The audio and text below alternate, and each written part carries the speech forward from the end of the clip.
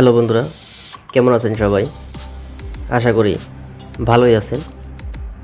তো আজকে একটা দুর্দান্ত ভিডিও নিয়ে আসলাম আপনাদের সামনে। আমরা প্রত্যেকেই অ্যান্ড্রয়েড ফোন ব্যবহার করি এবং এই অ্যান্ড্রয়েড ফোনে আমরা বিভিন্ন রকম লক ব্যবহার করি, পাসওয়ার্ড দেই, মানে বিভিন্ন রকম ফিঙ্গারপ্রিন্ট দেই, ফেস লক দেই, বিভিন্ন রকম অ্যাপ আমরা ব্যবহার করি।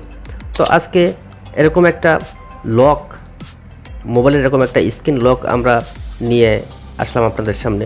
যে অ্যাপটি দেখলে আপনি আসলে, যে লকটি দেখলে আপনি আসলেই অনেক অবাক হয়ে যাবেন যে আসলে এটা কীভাবে সম্ভব।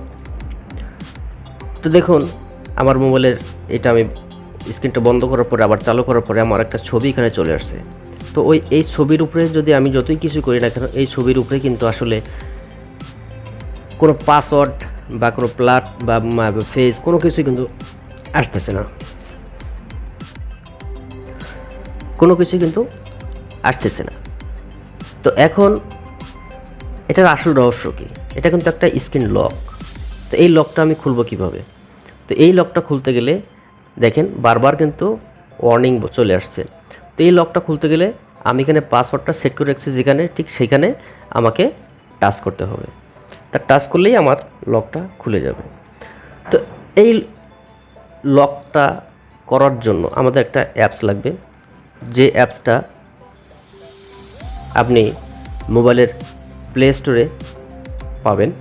প্লে স্টোরে আপনি ক্লিক করবেন, ক্লিক করে সার্চ বারে আপনি লিখবেন, সার্চ বার টাচ করলাম, টাচ করে আপনি লিখবেন টাচ স্ক্রিন লক। তো টাচ স্ক্রিন লক লেখার পরে প্রথমে যে আসছে টাচ স্ক্রিন লক ইজি, এটাকে আপনারা ইনস্টল করবেন। তো এটা আমার ইনস্টল করা আছে, যে কারণে ওপেন দেখাচ্ছে।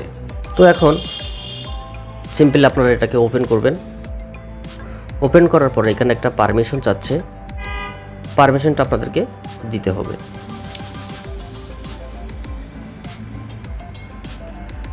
তো পারমিশন দেওয়ার পরে আপনাদের এখানে অ্যাপসের ভিতরে চলে আসছে। তো এখানে আপনাকে দেখতে হবে কোথায় সেই অ্যাপসটা আছে, সেই অ্যাপসটাকে খুঁজে বের করতে হবে। বের করে এটাকে আপনারা অ্যালাউ করে দিবেন। অ্যালাউ করার পরে আমরা এখান থেকে আবার বেরিয়ে আসলাম। বেরিয়ে আসার পরে এখানে এটাকে অ্যালাউ করবেন, আবারও অ্যালাউ করবেন। অ্যালাউ করার পরে এরকম একটা ইন্টারফেস আপনাদের সামনে চলে আসবে।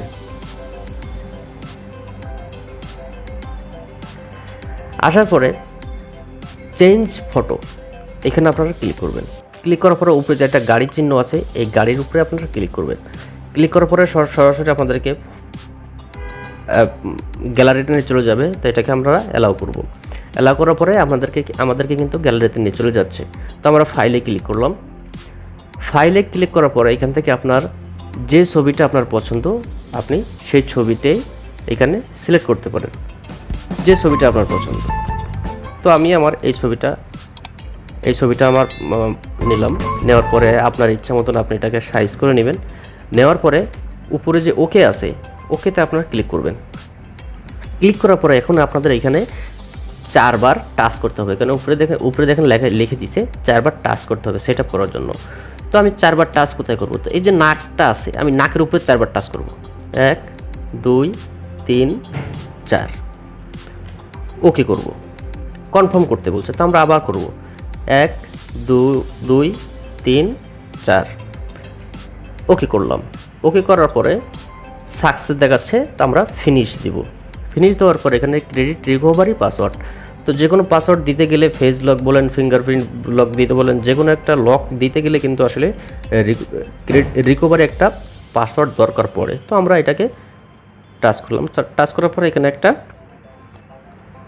পাসওয়ার্ড আমরা দেবো 4 সংখ্যার। তো আমরা 1 2 3 4, তো এটাকে কনফার্ম করব 1 2 3 4। স্টার্ট টাচ পাস হয়ে গেছে। আমরা এখানে ক্লিক করলাম।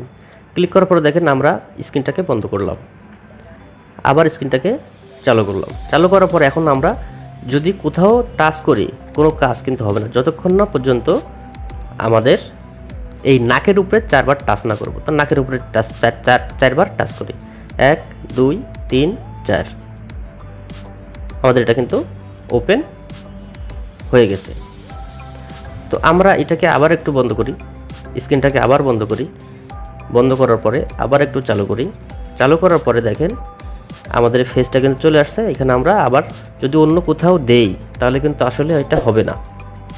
দেখবেন একটু ওয়ার্নিং লেখাটা চলে আসবে, যে ওয়ার্নিং পাসওয়ার্ড, মানে পাসওয়ার্ডটা হচ্ছে না।